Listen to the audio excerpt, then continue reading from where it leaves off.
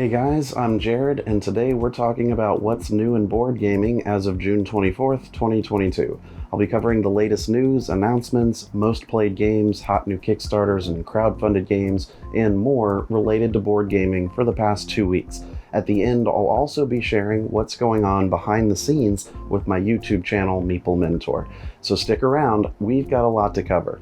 Leave me a like and comment on what kinds of updates that you want to hear more about. To make sure you don't miss my news updates, new video tutorials, and our podcast episodes, be sure to subscribe on YouTube and your preferred streaming platform.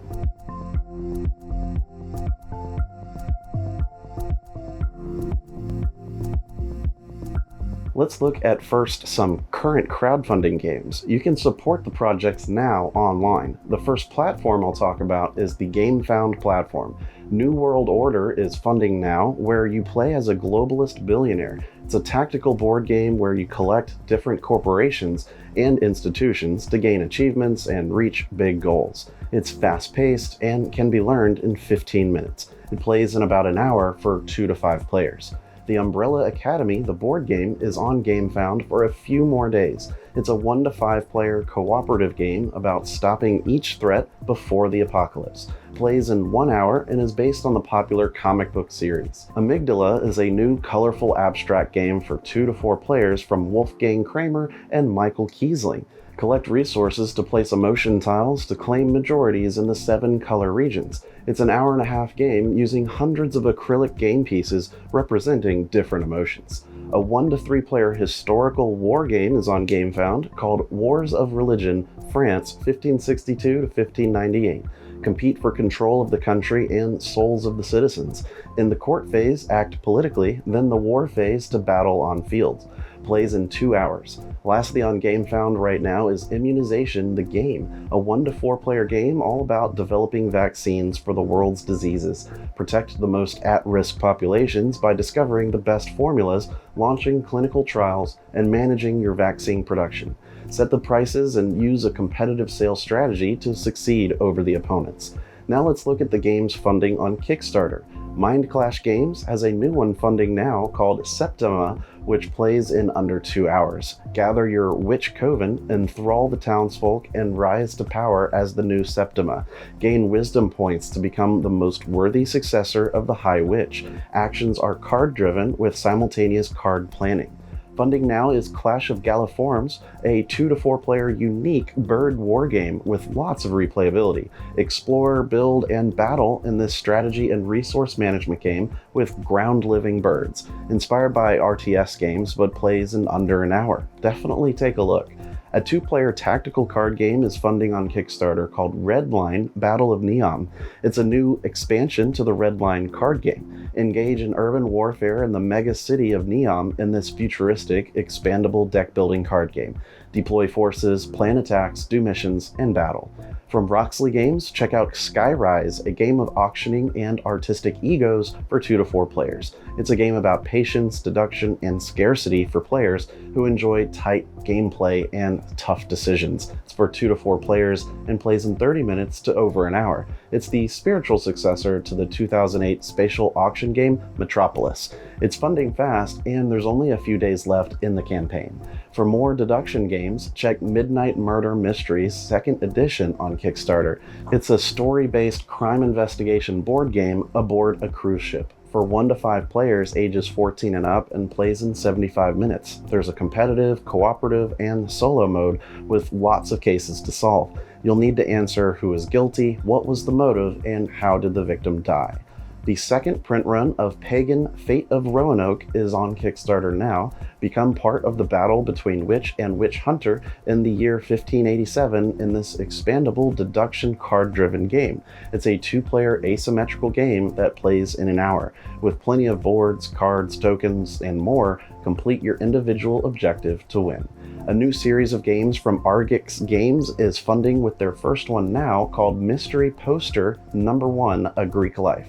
Yes, it's a poster with puzzles to solve. Scan the QR code on the poster to see the instructions. There are 13 puzzles to decipher by connecting together your observations and using your deduction skills. Some puzzles will even need you to look up information online, listen to music, watch a video, or even pull up Google Maps. Steve Jackson of Munchkin fame has 2 new tiny dice games funding in a Kickstarter campaign right now. The rules are printed on a poster that folds down to the size of a credit card. That's what you get in the pledge, the poster rules, but you must use your own 6-sided dice to play. Posters are the new thing, I guess. For more global adventures, check out this new game from the creators of Canvas called Globetrotting. Plan epic vacations by drawing travel routes on your globe. It's for 1 to 4 players and plays in 30 minutes. It's getting good reviews and looks very unique. A new TCG with dice is funding on Kickstarter called Back Alley Mages. It has full art cards, simultaneous play, and lots of spell slinging. It plays 2 to 6 players with matches lasting 30 minutes. It funded in 10 seconds when it went live.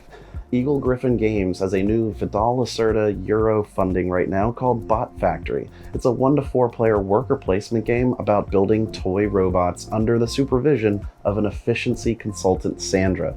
It reminds me a lot of Kanban, but this looks to be more streamlined and not as heavy. It plays in 30 to 60 minutes. Battle of the Breweries Season 2 is live on Kickstarter. It's the world's largest beer trading card game that features real-world breweries and around 300 beers from 36 countries. Create a brand new tap room for your fans by sourcing all the beers, getting glassware, and finding the beers that your fans prefer by alcohol content. Greater Than Games has a campaign now for 2 chemistry games, Compounded and Lab Notes. Compounded is a new peer-reviewed edition that features streamlined gameplay, more player interaction, more real-world facts, and more content. Lab Notes is a brand new chemistry roll-and-write game taking place in your high school chemistry class. Form chemical bonds using the elements rolled on the dice. A 2 to 4 player casual engine building card game called Cheese Factory is on Kickstarter now that plays in 30 minutes. In the game, make different kinds of weird cheese in a custom cheese factory, sometimes starting cheese fires. It looks good for an entry-level engine building game. The graphic novel and webtoon series Brothers Bond is crowdfunding a board game. Journey across a mystical land, do adventures, and hopefully save the world. Each game is part of a campaign leading to an epic climax. Improve your characters between sessions and gain new skills. It plays 2 to 4 players in about 2 hours. Muskoka, the board game, just launched this week and is a family-friendly game of adventure for 2 to 6 players. Journey between cottage country locations by land and lake using explore cards, taking in sights and sounds to earn wildlife point tokens. It plays in 20 to 60 minutes for ages 8 and up. From Hong Kong designer Lobby Games, check out Stardust Coffee, a resource and dice management board game with high strategy about making the best coffee in the galaxy. It's for 2 to 4 players and plays in about an hour and a half. Control a space expedition, sailing your ships across the galaxy to get the ingredients needed to make and deliver coffee. Funding on Kickstarter now is Channel 1, WON, a semi-cooperative card game of reporting news stories. Resort to anything to report anything. Land the job of primetime news anchor by traveling the city, gathering sources, and reporting the best news stories of the day. Joey Games is a new games publisher founded by Phil Walker Harding and wife out of Australia and is funding 3 games on Kickstarter right now. There's Busy Beaks, a card game about Australia's wildlife, Pass the Party Food, a co-op about classic Australian party food, and Scribbly Gum, a drawing game about Australia's scribbly gum trees. Lastly, just launched this week is a new highly anticipated game from CMON, Cyberpunk 2077 Gangs of Night City, the board game. Take control of ruthless gangs vying for dominance over the criminal underworld of the hellhole known as Night City. Moving on to current news in the board game industry, Funko Incorporated has acquired Mondo, a subsidiary of Alamo Drafthouse. Mondo has made toys, games, collectibles, posters, and games like Unmatched. During the COVID pandemic, Mondo filed for and emerged from bankruptcy, and with Funko's acquisition, they'll have the financing and leverage to keep growing. Just announced this week, Direwolf Games will be the sole publisher of all the Clank board games, instead of being co-published by Renegade Game Studios. The series has grown enough that they are able to take on the publishing themselves. The GAMA reported their attendance numbers this year for Origins Game Fair. Over the 5-day fair, over 11,600 people came, for a 9% increase since last year. However, numbers are still down compared to the pre-pandemic, reaching only 57% of normal attendance. Kickstarter has just announced their inaugural Community Advisory Council members, made up of independent creators and backers that will help the platform on future developments. Among the 12 members is Munchkin creator Steve Jackson. The council is expected to meet virtually 6 times a year. As this news came out, also this past week, a new crowdfunding platform was announced and will launch in 2023.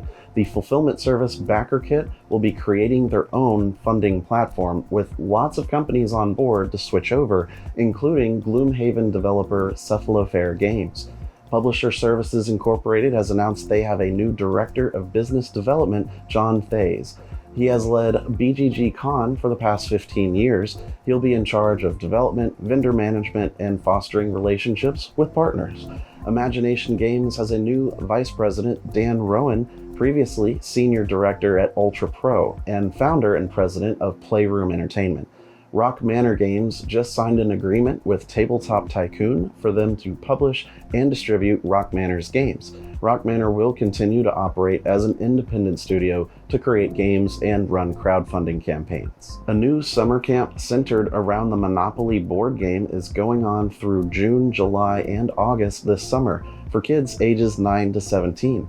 It's called Monopoly's Money Matters Financial Literacy Camp. Kids will go through financial lessons that can be practical for personal finance, all while using Monopoly as the engaging material. At Asmodee USA, Andre Kieran steps down as their head of US distribution. Steve Buckmaster will fill in the role temporarily.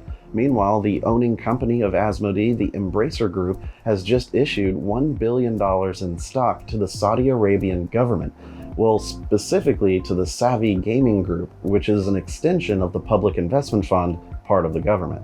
Savvy Gaming will now own around 8% of shares and 5% of the votes for Embracer Group. CEO Lars Wingfour of Embracer Group released a statement about it in a letter defending that decision.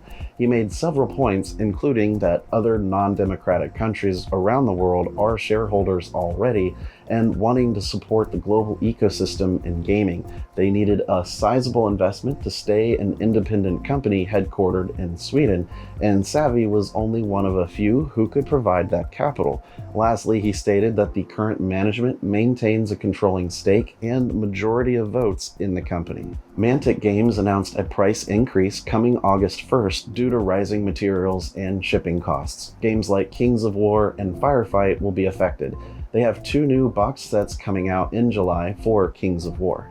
This year's winner of the 2022 Kinderspiel des Jahres Award for Children's Game of the Year went to Magic Mountain from Amigo. It's a co-op about racing sorcerers down the mountain to keep ahead of witches. Now let's move on to talking about the latest game announcements and new expansions coming soon. First, from the Op Games is Marvel Dice Throne 4-Hero Box. It's a dice game for release next month, and this adds Loki, Scarlet Witch, Miles Morales' Spider-Man, and Thor. Future expansions are coming with more heroes. It's for 2 to 6 players ages 8 and up. Also from the Op, check out Harry Potter, Mischief, and Diagon Alley. It's a dice game coming next month. Roll dice to gain control of the shops while getting rid of magic supplies that don't belong. Whoever restores order to the shops fastest wins. It's for 3 to 5 players, ages 6 and up. Zombicide has a new spin-off game in the works and is a Tetris-style flip and write game. It's called Zombicide Gear Up and is for 1 to 6 players. Choose your character and difficulty, then use polyomino weapons to match the hitboxes for the zombie card enemies. It's designed by the creators of Cartographers and Project Elite. An Orleans sequel is in the works called Joan of Arc. It's a draw and write game for 1 to 5 players that should play in 30 to 45 minutes. Draw follower tokens from your bag and take turns selecting one and doing the action. Over 25 turns, travel, collect goods, construct buildings, set up trading posts, earn coins, and perform charitable deeds, coming at Essen 2022. A monster truck arena board game will be available for pre-order this fall called Bigfoot Roll and Smash. It's for 1 to 4 players ages 8 and up. First, build the arena and then compete against each other for the Monster Rally Championship. Program your run using the tired dice, then smash and drive your way through. Earn the most points to win. Micro Macro has a new entry in their crime-solving series. It's called Micro Macro Crime City All In and has you collectively scanning the artwork for specific items or people. It takes place in a new district of Crime City and can even be lined up to previous maps to be viewed as a whole, but the previous titles aren't necessary to play. All In will come with 16 cases to solve. Australia has a new expansion called Tasmania, which adds a double-sided map and 66 tiles to randomize the map layout on one side. It's designed for play with 2 players and will need the base game to play. The War of the Ring, the card game, will be coming in November this year. Compete in teams by using card decks to represent their faction's strengths and weaknesses. It's a campaign battle game for 2 to 4 players. It will retail for $45. The designer of Tiny Epic Galaxies has a new game coming at the end of the year called Silicon Valley. Become entrepreneurs running tech startups, hoping to be the first to reach $1 billion in value. Use polyominoes to create patterns. It's for ages 14 and up and takes 1 to 2 hours to play.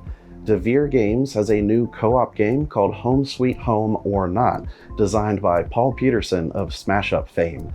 Designed for 2 to 5 players, work together to clean up the house quickly while trying to finish one of the missions included in the game. Missions like arranging the house in a specific layout. It's coming to retail this September. The 2012 Kennerspiel des Jahres winner, Village, is getting a big box edition from Plan B Games coming early 2023.